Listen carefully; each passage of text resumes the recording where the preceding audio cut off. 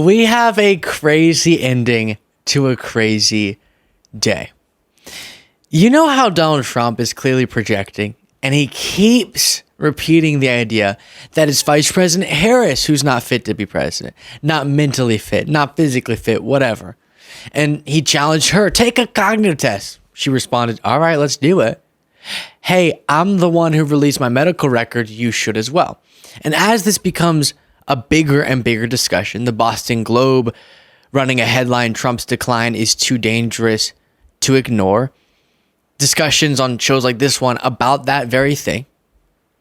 Republicans who previously were very willing to discuss concerns around a potential president's or president's fitness as it pertained to Biden and want no part of that discussion as it pertains to Trump, those two being very similar in age.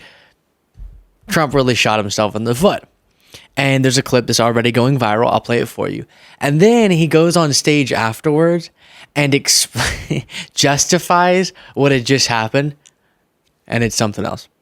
Before getting into this first clip, please do remember to click the subscribe button if you haven't already to make yourself a part of the Beasley Brigade. Easy, free, but makes all the difference. And we're trying to do something very special, which is cross that 1 million subscriber line by election day. Please help us do that. If you're not subscribed, thank you so much to everyone who is already subscribed. So here's Trump walking up. I'll just start playing this clip on loop. And nearly just completely falling over because he misses the handle. And none of this is about mockery or anything else. There's a funny element to it initially, which is why I was smiling. But it is not about mockery. It's more so about, as a political story, him screaming, "No, I'm perfectly fit. It's Harris who's not," which most people don't buy. And then struggling to open a door of a truck, and nearly every time, and then his arm yanks back. It's just very confusing. What's as confusing is him then going out and explaining what was going on there and how difficult it was to get in the truck. Again, none of this is helping him. I know you're also wondering, why is he in a vest with a garbage truck or a truck of some kind? They had this brilliant idea that because of the Biden garbage controversy, him saying and then clarifying it's not what he meant, that supporters of Trump were garbage. Again, we went through all of that and discussed all the different little parts of it in a different segment. MAGA's pouncing on it, and Trump said, fine, because Biden said that, I'm going to go to a garbage truck, and I'm going to get in it, and I'm going to answer questions. I'll show you a clip of him answering questions while sitting in the truck in a second. But I have to tell you, after his supporter and someone he had speak at him at his Madison Square Garden rally called Puerto Rico an island of garbage, doing a garbage truck bit, bad luck. One more time with this clip, just maybe a couple more times. You can really see from the very beginning, reaching out there and then almost toppling over, then getting his balance, arm jerking around. It's just leading to a lot of discussion. I'm not here to make big judgments, but to let you know what the conversations are that are going on. Ron Filipkowski said, now we know why he refused to release his medical records. Remember all those videos I posted of him dragging his right leg? We have seen those, sort of the strange way that he walks. Brett Meiselas saying, holy shit, something appears seriously wrong with Trump's health in this video.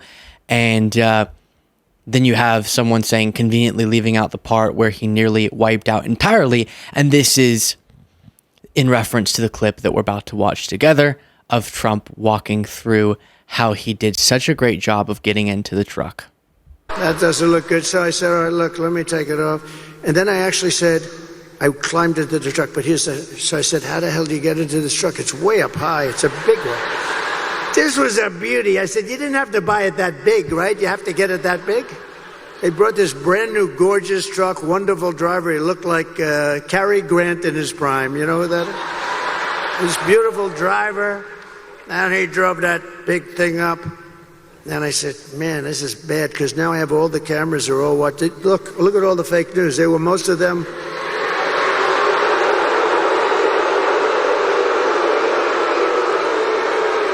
No, most of them, many of them were there. And I'm saying, oh boy, You know, one little mistake with these guys and your political career is over. You can't even. So I said, man, if I don't get up there, this is going to be very embarrassing. These stupid people, they'll say, he's cognitively and physically impaired. And I can't do that when I'm alongside of this great athlete. I got to get up to that. So look, the first stair is like up here. I'm saying, shit. So I had the adrenaline going and I made it. Okay, so again, there's something lighthearted to this. I'll just play it a little bit more about here, just knowing that he's viciously nervous to try to get up on that stair. And then the video doesn't go any further than that. This is the part that people are focusing on the most. And I've reached for a handle and sort of, I don't think I've ever reached for a handle and then my whole body sways back, but I've reached for a handle and you sort of, oh, I missed it. I think as strange as the arm jerk, yank backwards. But regardless, my more specific point or tangible, cemented point is that because Trump keeps going on stage and saying, I'm not cognitively declining, I'm not physically declining, I'm in the best physical shape of my life, whatever, and it's actually Harris who isn't fit, as you're about to see in this next clip, it's not helpful that then he would go and brag about how he got into a truck. You know, that just doesn't, even if we didn't see the clip of him sort of doing that after reaching for the handle, that is going viral, that is sparking conversation. It's not a good look to go on stage and go, no, I did really good and I had a bunch of adrenaline and I jumped and it was the greatest feat of my life. And I want to make sure we always emphasize this. In a lot of cases, one's body is not as fit as it was in their 30s or something, but their mind is so much more rich with wisdom and experience. I don't think we need to start, by extension, seeing past that and insulting a broader population of people who are not in the best physical shape of their life, but do have years of experience that brings value. The unfortunate thing with Trump is that his years of experience don't bring wisdom, don't bring valuable experience to his leadership skills. So that's an issue. And then also a big part of it is, are you cognitively fit enough to be president? And while he keeps insisting this about Kamala Harris, and Kamala Harris is not fit to be president of the United States. In no way is she fit. She doesn't have the intellect, the stamina, or that special quality that real leaders, people like Brett Favre, have. Okay, I don't even want to talk about Brett Favre here. Let's just focus on Trump. Brett Favre spoke a little. Okay. Brett Favre. Gosh. And then before going back to the rally, you have Trump in his truck being asked about the Puerto Rican garbage statement. How do you like my garbage truck? This truck is in honor of Kamala and Joe Biden. And that's actually the wrong clip, but that's him proudly talking about his garbage truck. This is the clip I meant to play before.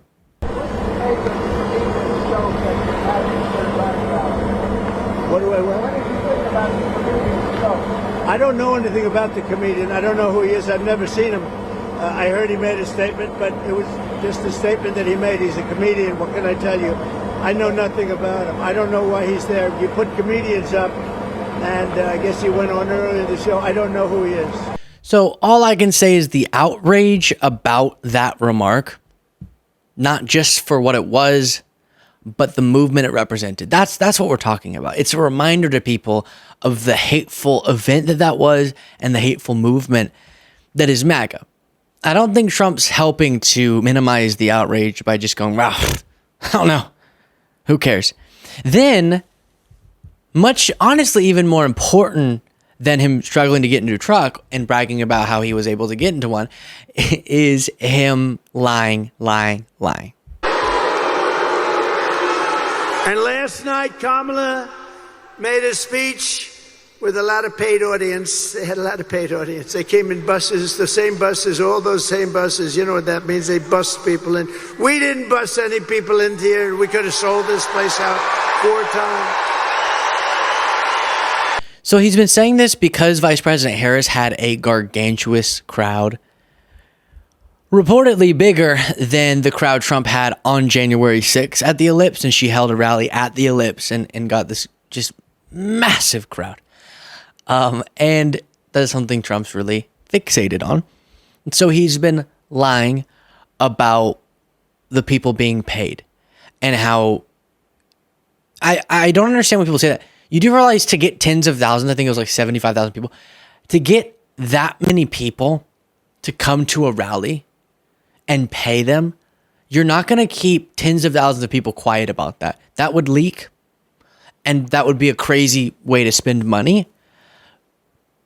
But then he says the proof of them being paid to be there is that they were bussed in. I don't even know if buses were a part of this event, but I'm very willing to believe it, because when you have that many people showing up to an event, just like on January 6th when people were bussed over from different locations, it's not that I don't even know what that means. You're bussing them from a place, and so now they're not a real person. But what it really means is the Ellipse, obviously in front of the White House, you can't have tens of thousands of people just park their car, or I guess that would be the main thing, lock up their bikes or something, or all their scooters. And so instead, it's safer if you have different designated parking areas away, and then you bus people from the parking areas, something that happens at a lot of events like these, and happened at a Trump event. And his team accidentally left a bunch of people in the desert in California because they forgot to get enough buses to take people back to their cars. But that's a conversation we already had. Then Trump said this. RFK Jr., Robert F. Kennedy.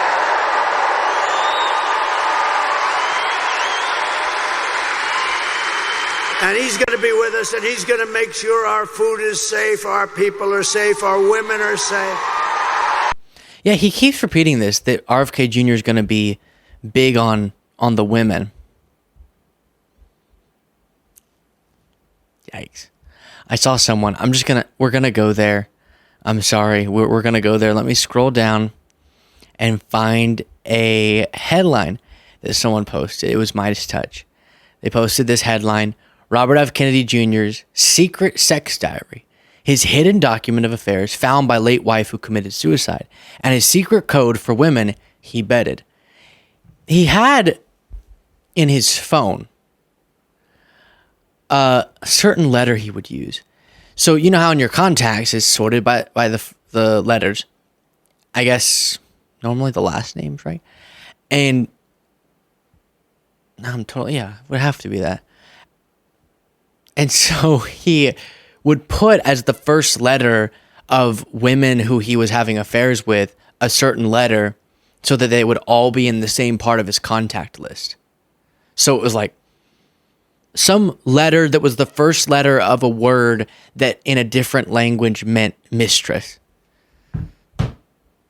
Imagine having a whole part of your contact list just people that you're having affairs with. Wow. And he's big on women things, is what Trump said one time. And then again, Trump projecting. Kamala Harris, a very low IQ individual, is running a campaign of hate, anger, and retribution. She spends all of her time complaining about everything, but does nothing about it. She does do a lot of things about it. She's been a part of a very legislatively successful administration and has a lot of proposals for what's going to happen going forward. But I will say, friend of the show, David Pakman, just did a really good segment. You can probably find it on his channel about how, based on linguistic signs, Trump has been experiencing decline linguistically. Biden also experiencing linguistic decline, sort of the complexity and things that could be a sign of cognitive decline. And Harris hasn't really, obviously, and is operating at a much higher level than Trump, if you can believe it. So he's always calling her low IQ, but at least in her communication skills, she definitely is graded higher than Donald Trump. Let me know what you thought in the comments. Support the show by clicking that join button below.